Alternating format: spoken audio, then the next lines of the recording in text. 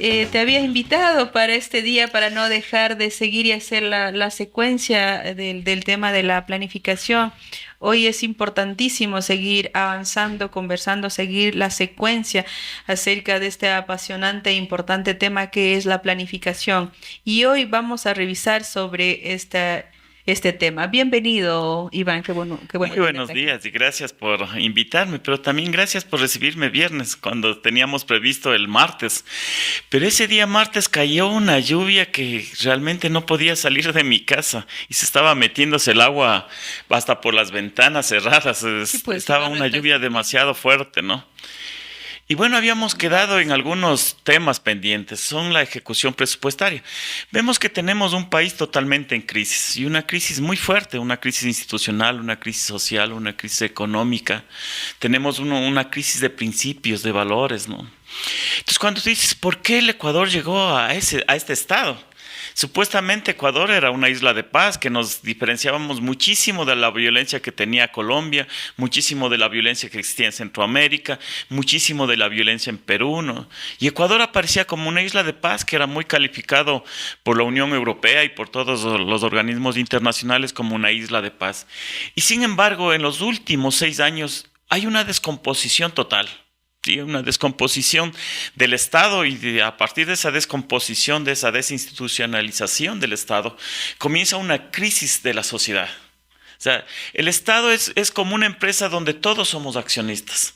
Todos giramos, todos los ciudadanos giran en torno a un Estado. O sea, no es como te plantean algunas teorías económicas donde te dice que hay la ley del mercado y hay una oferta y hay una demanda y eso es lo que te mueve la economía.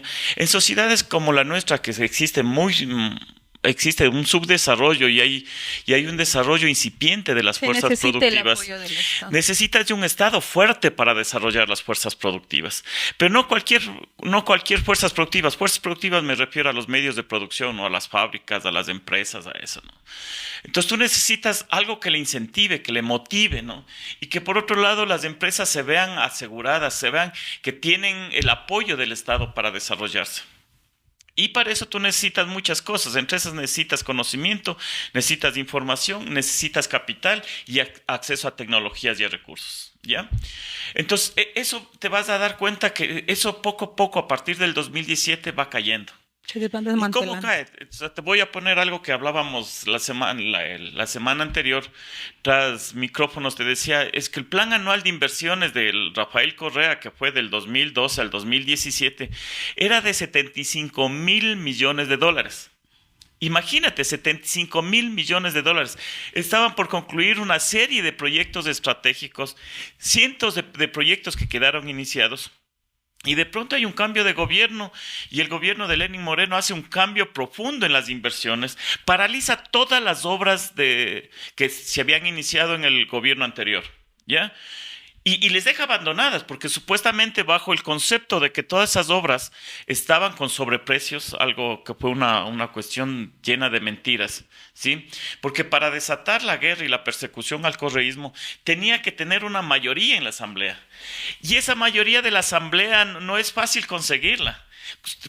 ¿Tú cómo rompes la ideología de una persona? A través del dinero. Aquí no nos vengamos con cuentos que sabíamos de corrupción. Oiga, hace 3 meses ganó la asamblea. ¿Cómo así que usted hoy ya no es correísta, ya no cree en el buen vivir, ya no cree en Correa que le dio los votos para ser Claro, asambleísta? les compraron. No, hubo un reparto y hay las denuncias en la fiscalía. Ujú, ujú. Hubo el reparto de las empresas públicas, hubo el reparto de los hospitales, ¿Y por qué les dan esos repartos? Porque hay muchos fondos de inversión de por medio y muchos contratos de compra y venta de productos donde pueden llegar a acceder a las comisiones por las ventas de esos productos, ¿sí? O sea, el sector privado para garantizar eso llegan a acuerdos con los gerentes de los hospitales. Entonces dice, voy a pagar eso, voy a pagar lo otro. O sea, cuando ya te dicen que hay sobreprecio hasta en las fundas de los muertos en el caso de COVID, te das cuenta que esa mayoría que estaba en la asamblea, muchos de estos asambleístas, algunos de estos asambleístas lograron ser denunciados, pero otros se quedaron en el anonimato, debe ser que jugaron con dinero en efectivo. Pero es la única forma de romper las ideologías, ¿sí? Y hoy en la actualidad también te das cuenta de eso. O Claro, sea, Pachacuti, por ejemplo. Uno de los casos es Pachacuti, ¿no? Donde por un lado tienen sus bases sociales muy fuertes porque nadie, o sea, ninguna estructura organizativa tiene una estructura tan fuerte, tan organizada como la CONAIE, que es una cuestión de respeto, ¿sí? Tiene principios, tiene valores, ¿sí? Es una estructura organizativa ancestral que viene desde hace muchas décadas y que les costó muertos, les costó luchas, les costó mucho sacrificio. Y eso se ha enraizado generación tras generación. Y por otro lado ves tú los asambleístas, ¿no?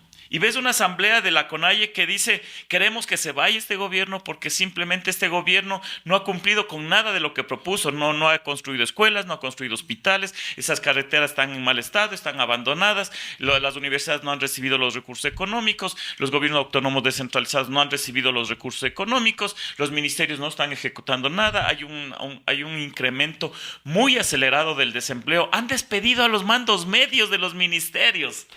O sea, cuando tú llegas, te topas la cabeza y dices, bueno, es un estado de idiotas. O sea, ¿cómo es posible que hayan despedido a los mandos medios cuando son ellos los responsables de diseñar los proyectos, de llevar al portal de compras públicas, de cumplir con los objetivos? Pero eso fue lo que te hicieron. ¿Y por qué te despidieron a los mandos medios de los ministerios? Y no te hablo de los mandos medios que están en Quito, sino a nivel nacional. Porque eran los mandos medios los que tenían los sueldos que sobrepasaban los $1,000, 1,200. Entonces eran los puestos más codiciados por parte de la partidocracia para darles a su gente. Ahora hay una denuncia de la Posta donde dice que el actual gobierno era custodiado por un montón de jóvenes que pertenecían a determinadas organizaciones de pandilleras, decía, Sí, ¿no? delictivas. Y cuando subió al poder, estos jóvenes a la pandilla, que eran los responsables de los custodios de la seguridad de Lazo en la campaña, exigieron sus fuentes de empleo. Y lo que dice la Posta es que muchos de ellos ascendieron. A mí no me consta, no he visto aquí en Imbabura al menos gente de esa condición. Lo que más bien he visto es que han despedido a la gente y que mucha gente, por ejemplo, como se dañaron los vehículos y ya no están funcionando los vehículos, los choferes que están ahí, lo que les están obligando es a hacer ellos cumplir el papel de los mandos medios. Entonces les están obligándoles que hagan planificación, a que hagan sus presupuestos, a que hagan un montón de cosas que no están preparados no tienen ni la educación ni la preparación. Y en el periodo 2012 al 2017, el Estado invirtió muchísimo en el funcionario público. Había diplomados, había maestrías que te subvencionaban, había capacitación. Crearon el instituto. Cada ministerio tenía un presupuesto de capacitación a sus funcionarios para hacer del Estado un Estado eficiente. Y todos esos fondos fueron eliminados. Fueron totalmente eliminados. ¿Ya? Entonces les dejaron a la gente, primero que la gente capacitada y formada con estudios de posgrado y de maestría fueron despedidos. Pero verás, a pesar de ese desmantelamiento que tú estás planteando, o sea, el gobierno el Estado sigue funcionando, pero ¿cómo funciona? En el caso de Lenín Moreno, viéndose que la incapacidad de ejecutar el presupuesto, no tenía reuniones con los ministros, no tenía reuniones con los subsecretarios. Cada ministro hacía lo que podía. ¿Sí? Algo que ya no era visto, porque tú venías de una planificación institucional del Estado donde tenías que rendir cuentas mensualmente, y si a los 3 meses no ejecutabas del presupuesto, decías, ¿sabe qué? Usted no sirve para la función pública, muchas gracias, te pedían la renuncia y decían, no, acá tiene que venir una persona que sí sea capaz de cumplir con lo planificado, con los presupuestos establecidos y con los objetivos. Es más, todo el gabinete se trasladaba a los territorios semana a semana y tenía reunión con los actores territoriales para que sea desde fuentes primarias, o sea, desde las personas, quienes te digan cuáles son los problemas en los territorios.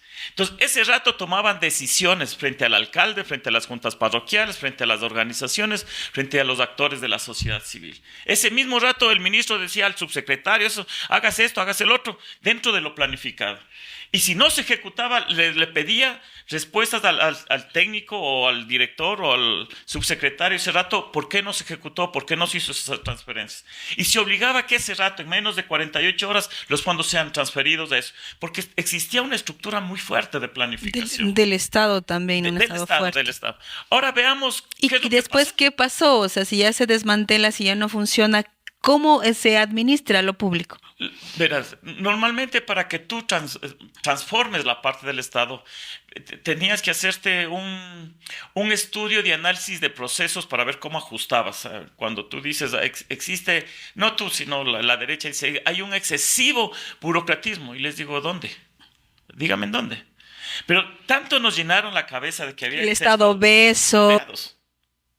Pero te llenaron tanto que nunca te manejaron datos. O sea, tú no dices, no ves datos en los grandes medios de comunicación ni en la derecha decir estos datos, ¿no? Entonces, no. El Estado apenas tiene el 7.5%, y lo cual es del 6% son policías y militares. O sea, aquí hay que ser claritos. O sea, de toda O sea, es bajísimo en comparación a otros estados. Claro, en otros estados tienes el 60% que es del Estado. O sea, los países que más han resuelto las contradicciones sociales, como Finlandia, Noruega, los países nórdicos, tienen el 60% de la economía vinculado al Estado. O sea, Es altísimo. No, es muy alto, ¿no? Son 7.5 es nada, ¿no? Y ya se escandalizaban. Y era porque querían, primero, lo que querían era destruir la parte de planificación. Porque cuando tú tienes un Estado planificado, ¿no? y tienes procesos de es transparente desde también. de abajo para arriba, primero quienes te preparaban los presupuestos de los proyectos y de las inversiones eran los técnicos territoriales. Con realidad los técnicos territoriales. Y si otra institución ajenas del Estado, dígase universidades, juntas parroquiales o municipios, querían acceder a los recursos del Estado, pasaban por una evaluación de los técnicos en el territorio del ministerio correspondiente. Eran ellos los que te daban el aval y te decían si correspondía o no correspondían los costos que estaban presentando. Y con ese aval del ministerio presentaban a la Secretaría de Planificación y la Secretaría de Planificación hacía una evaluación sobre la base del impacto de generación de empleo, de pobreza territorial, de impacto territorial. Entonces, con algunas variables que se analizaban, se daba la prioridad a ese proyecto, ¿ya? Y después pasaba a la Secretaría de Compras Públicas. Y la Secretaría de Compras Públicas tenía especialistas por cada tipo de costos. Entonces, si tú presentabas un proyecto de infraestructura, era el ingeniero eléctrico que se dedicaba a analizar los costos de electricidad de las instalaciones electrícas. El ingeniero sanitario era el experto que te analizaba los costos de todas las instalaciones sanitarias. El ingeniero civil de la infraestructura.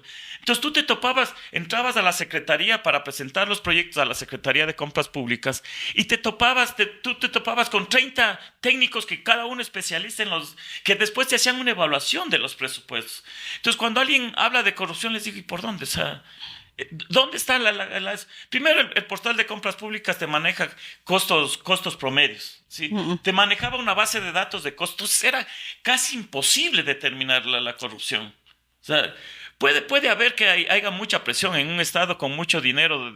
Obvio que debe de haber corrupción, pero no en las magnitudes del 20 al 30% que el Ecuador estaba acostumbrado, ¿sí? Entonces, tú veías que como se reduce la corrupción, esos montos de inversión se trasladaban a la sociedad civil a través de proyectos de inversión. Y eso hacía que se dinamice mucho, a tal punto que pasó el dinero circulante de 7,000 millones de dólares, pasó a 23,000 millones de dólares de dinero se duplicó. Entonces, cuando hay dinero circulante, se mueve toda la economía. Claro, se mueve toda la economía. Se mueve toda la economía. Igual en impuestos a la renta, en el 2006 cobrábamos 3,500 millones de dólares y al 2012 ya pasamos a cobrar 13,000 millones de dólares. Y eso significó que todo ese dinero regresaba a través de proyectos de inversión. Y cuando no hay, por ejemplo, y cuando ya no hay la planificación, es más propenso el Estado a generar estos actos de corrupción, como estado viendo sobre el juicio político. Porque es muy fácil cuando no hay la planificación, porque cuando hay planificación se transparenta las cuentas, se transparenta las inversiones. ¿O qué ocurre? Lo primero que hicieron dentro de las principales instituciones que querían eliminar era la Secretaría de Planificación para que nadie les controle. Entonces, si tú entrabas en el 2017, 2018 a la Secretaría de Planificación y ya veías pisos enteros que antes eran los responsables del seguimiento y evaluación a la inversión pública ya vacíos. Todos los escritorios con computadoras de alta tecnología que invirtió el Estado para que den seguimiento a los territorios, para que estén atrás de la gente que invierta, ya comenzaron a desaparecer. Y eso que hicieron en Quito, hicieron también en los territorios. Tú ves ya de 20 gentes pasaron a 10 gentes, a 12 gentes. Dejaron con algo súper limitado. Entonces, ¿qué seguimiento van a tener para las más de 700 juntas parroquiales rurales que manejan inversión, para más de 224 municipios y para más de los 24 consejos provinciales? Entonces tú te das cuenta, dices, bueno, lo que hicieron es quitar las seguridades. Y cuando ya quitas las seguridades de la inversión, los controles, ¿sí? Y ya quien quiera puede hacer lo que les da la gana. Ahora analicemos cómo está la ejecución en el 2022. Sí, ¿qué ejecución? ¿Qué se está ejecutando? No se está ejecutando porque había una llamado de atención, me acuerdo el año pasado de la Asamblea Nacional, que no estaban ejecutando el presupuesto y que hasta junio se había ejecutado solo el 12 en algunos ministerios. Sí, mira. En el año anterior, el gobierno central tenía 712 proyectos incluidos en el Plan Anual de Inversiones. 28, que representa el 4%, no tenían dictamen de prioridades. Automáticamente no se ejecutaron. Solo 169 llegaron al 100%, o sea, el 24%. O sea, de 712, 169 llegaron al 100% con el 24%. 209 proyectos están dentro del 75 al 99%, que representa el 29%. Es decir, solamente el 50% de los proyectos llegaron más o menos a estar dentro del 75 al 100%. Solo el 50%. De ahí todos. O sea, todos los ministerios no están ejecutando. Ya te voy a indicar por ministerio, de verdad. 82% están dentro del 50 al 75%, 6% están del 30 al 49%, 22 proyectos están en el 3% y menos del 10%, el 20% no llegan ni al 10%, 136 proyectos al 19%. Uy, es bajísimo, ¿no? La ejecución de los proyectos en los ministerios, dices tú. Entonces lo que está pasando es que no se traslada esos recursos. ¿Y por qué? ¿Qué es lo que está pasando? ¿Por qué se ejecuta menos?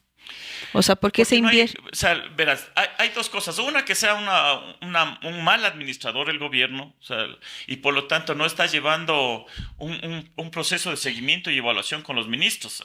Tú has tenido en este gobierno ministros que han renunciado y le han dejado diciendo en la cara que les renuncian porque simplemente no cuentan con $1 en sus cuentas bancarias para ejecutar los proyectos.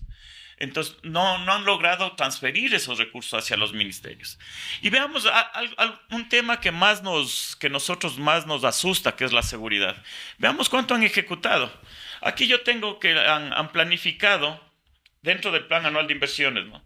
Han planificado 25 millones el año anterior. ¿Sabes cuántos millones gastaron? 2,5 millones. O sea, de 25 millones que tenían planificado el Ministerio de Gobierno y el Ministerio del Interior, apenas ejecutaron 2,500,000. Y los datos que te estoy dando es del Ministerio de Economía, de ejecución presupuestaria del Plan Anual de Inversión. O sea, esos son datos oficiales, que habría que ver si también son ciertos esos. Pero te ejecutaron el 9,77% de lo planificado. Razón que está el país así. Entonces, claro, si se demoran 6 meses para comprar chalecos para la policía, entonces te vas a imaginar qué pasó con las balas, qué pasó con las pistolas, qué pasó con los uniformes, qué pasó con los vehículos. Esos vehículos estaban abandonados, estaban botados. Pero esos recursos, por ejemplo, que tú estás diciendo, si en el sector de la seguridad se planificó que se va a invertir en el 2022 25 millones y solo se ejecutó 2 millones, ¿qué quiere decir? ¿Tenían esos recursos o se están inventando que existe? Porque siempre veo que no tienen recursos, que falta el presupuesto, que hay un déficit fiscal, que van a pedir prestado al Fondo Monetario, siempre andan en problemas económicos. El problema es que todos estos dineros están en Suiza, en un banco suizo. El gobierno llega a tener una reserva monetaria internacional de 9,000 millones de dólares. Entonces, todos estos recursos no ejecutados se trasladan a la cuenta en Suiza. ¿Sí? Estoy hablando de 9,000 millones de dólares de reserva. Es altísimo. El ministro de Economía en los medios de comunicación dice que la Constitución le prohíbe ejecutar esta reserva porque ese es un dinero que le pertenece a los ciudadanos. En un banco suizo, ¿cuándo te pertenece a ti? ¿Cómo haces distribución de los ingresos nacionales? Pero ¿por ¿Y qué? sabes para qué sirve esta ¿Para qué monetaria? sirve? Eso es la Porque pregunta. les dicen que es como un fondo para que el sector privado financiero pueda acceder a créditos Ah, internacionales. ¿Ah, eso qué sabe. tal? Porque la banca internacional, para darle crédito a los bancos, pide que tenga un garante. Y adivina quién es el garante. El Estado ecuatoriano. ¿Y cómo es el Estado ecuatoriano con su reserva monetaria? Entonces, Guillermo Lazo, dueño de un banco del Ecuador, garantiza una reserva monetaria para garantizar que él y sus amigos puedan acceder a créditos internacionales. Claro, el crédito internacional está a 1 o 2% y a ti te entregan créditos al 24, al 16, al 24, al 36%. Ese es el gran negocio. Por Mm. eso que ahora los bancos, en vez de ganar 180 millones por cada año, antes del 2017 ganaban entre 180 y 200 millones de dólares, ahora pasaron a ganar 600 millones Sí, anuales. triplicaron. ¿Sí? Entonces tú te das O cuenta sea, les quién está en el conviene. poder. O sea, les conviene que no haya esa inversión, entonces, o sea, que no haya esa ejecución. Claro, por eso hemos llegado tan a destruirnos a nosotros, ¿no? A destruir el Estado, a destruir la Pero tú sociedad. decías que, por ejemplo, a veces la gente es como ahorita estamos hablando de números y quizá la gente, por ejemplo, dice, no, pues así no, si no ejecutaron, no ejecutaron, pero ¿qué implicaciones tiene, por ejemplo, no ejecutar? Tú estabas diciendo que falta empleo, ¿cuáles son los impactos sociales, económicos, cuando no hay una ejecución del presupuesto de estos Automáticamente se ministerios? reduce el circulante. Y cuando la masa monetaria se reduce, tú tienes poca capacidad de compra. ¿Sí? Han reducido, o sea, cuando tú pasas en el 2016, llegamos a tener 52% de trabajo adecuado. Pero hoy estás en el 32%. O sea, imagínate, 20% de la población dejó de tener un empleo adecuado. Todo eso te contrae la economía, ¿sí? Porque dejó de percibir un sueldo que te daban derecho a salud, a educación, a alimentación de tus familias. Y de pronto apareces que tú ya no trabajas.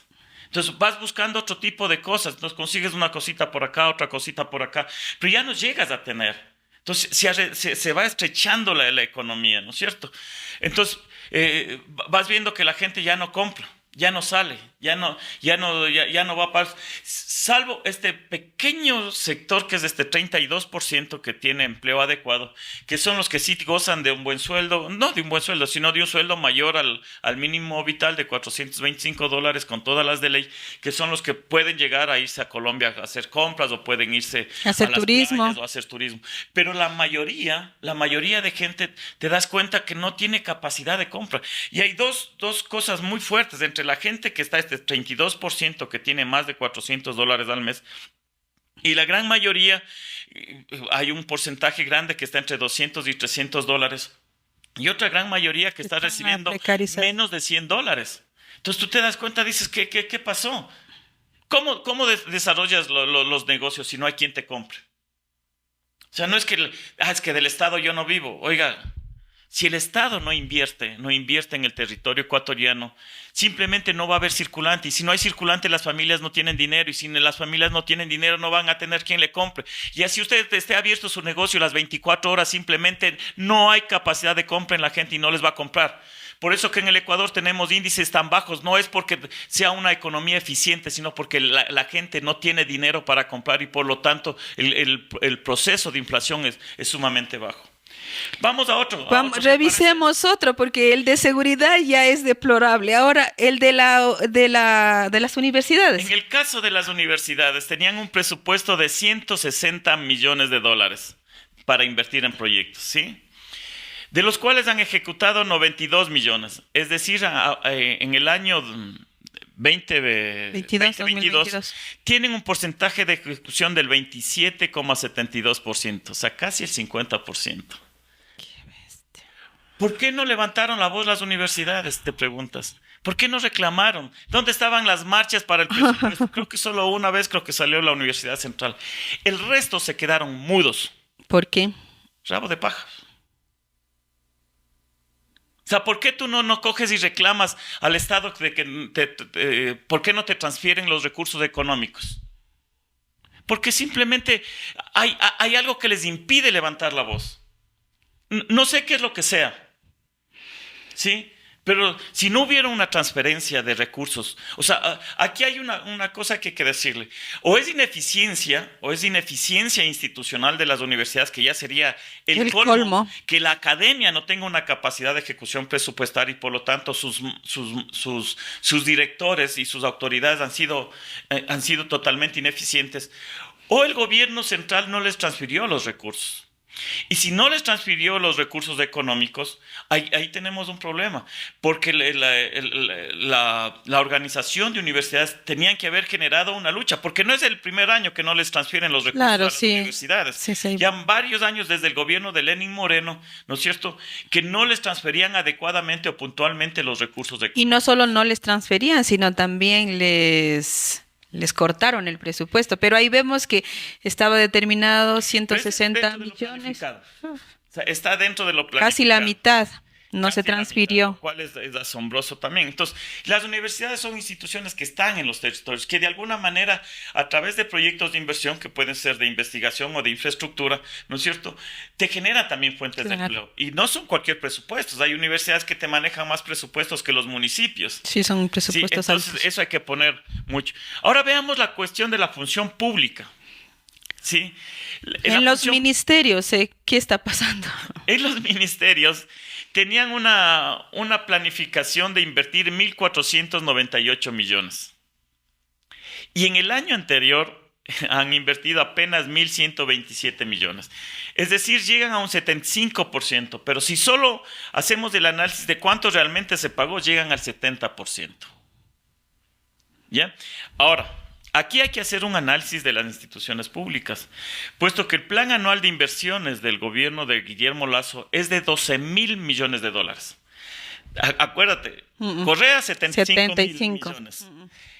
Lasso, 12,000 millones de dólares. ¿Qué significa 12,000 millones? Que mínimo tenía que estar invirtiendo para cumplir sus metas 3,000 millones anuales. 3 por 4, 12,000 millones plan anual de inversiones. Y resulta que que en la planificación no están los 3,000 millones de dólares, sino está apenas 1,800 millones. Y de esos 1,800 millones planificados, ejecutan 1,000 millones de dólares. Ya. Entonces, ya te vas a dar cuenta cómo todo se va desmoronando, ¿no? Entonces dices, ¿por qué no ejecutaron? Y no es que el Estado no haya tenido dinero. Han recibido 9,000 millones del Fondo Monetario Internacional. Han recibido mejores precios del petróleo porque la crisis de la guerra en Ucrania ha generado un incremento en los precios del barril de petróleo, ¿no es cierto? Y han pasado de lo que tenían presupuestado, creo, a 60 dólares por barril, han pasado a recibir 74, 80, 84 dólares por barril. Y ese excedente llegan casi a 10,000 millones de dólares. Y entonces nos preguntas, ¿y dónde está ese dinero? ¿Qué pasó con ese dinero? ¿Qué pasó? Todo lo están trasladando a la cuenta en Suiza como para la Reserva Monetaria. Otra vez, para después hacer créditos para el sector financiero. Sí. Pero ya es suficiente que se puedan llevar tanto dinero y así quieren seguirse llevando más. Es impresionante. O sea, cuando yo me pongo a pensar, digo, bueno, yo vengo de una institución pública donde tenías reuniones casi semanales para evaluar las cosas. Cada 15 días estabas evaluando las cosas para que salgan, ¿no? Y de pronto todo el Estado se paralizó. Está como cuando dice, juguemos a las topadas y tienes que quedarte quieto. Y algo así pasó desde el gobierno de Lenin, que juguemos a las topadas, te toparon y se quedó todo estatua, el dice, estatua. Un estado estatua, ¿no? Un estado estatua. Porque ya dejó de funcionar, de movilizarse. Entonces, esas son las consecuencias que hoy estamos pasando. Y ahí estamos viendo que por eso es que hay recesión, crisis y todo el panorama desastroso que está viviendo nuestro país. Y eso va de todos los ministerios. Tú me preguntabas sobre el Ministerio de Cultura. Sí. El Ministerio de Cultura tiene 1,486,000 planificado. Y ejecutó, imagínate, en $1 millón, que es nada para la cultura. Estás hablando de 18 millones de ecuatorianos. Uh-huh. Y el Estado decide invertir 1,400, o sea, como a 25 centavos por ciudadano.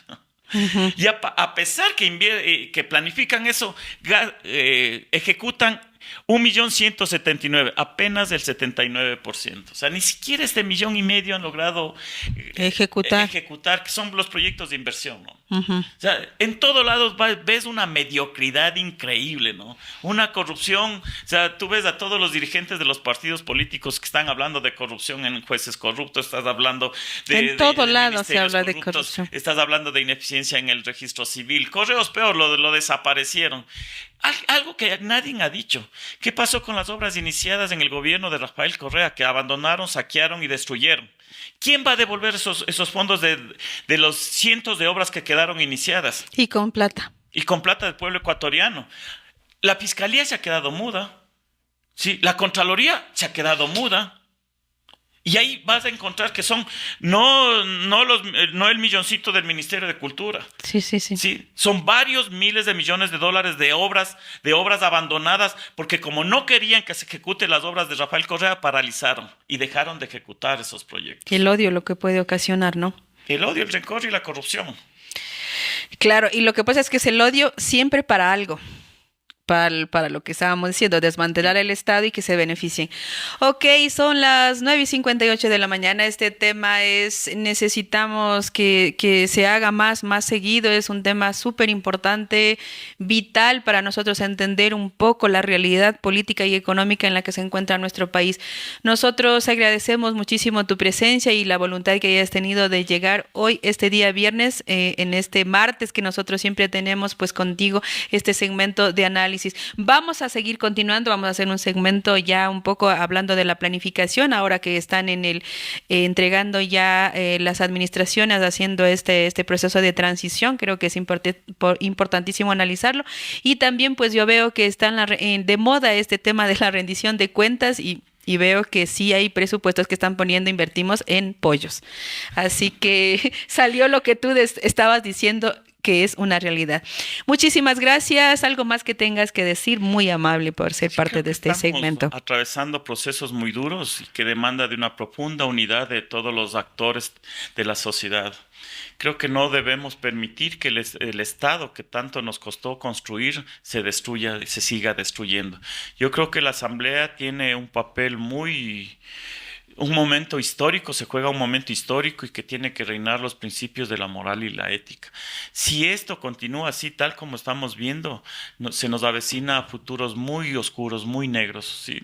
Salvo para un pequeño grupo que me imagino que son los que están acumulando mucha riqueza, porque dentro del caos hay sectores que siempre van a acumular riqueza, mientras que el pueblo y la mayor cantidad de gente siguen teniendo sin recursos económicos, siguen padeciendo salud, siguen padeciendo muchos dolores, porque al no tener medicinas ni atención médica en los hospitales públicos, lo que están haciendo es quedándose con los dolores y día a día con los mismos dolores. O sea, nos están convirtiendo en una sociedad, por un lado, encarceladas y por otro, una sociedad enferma, ¿no? Porque al no tener fuentes de empleo ni dinero para comprar medicinas, lo que están haciendo es tener un pueblo adolorido.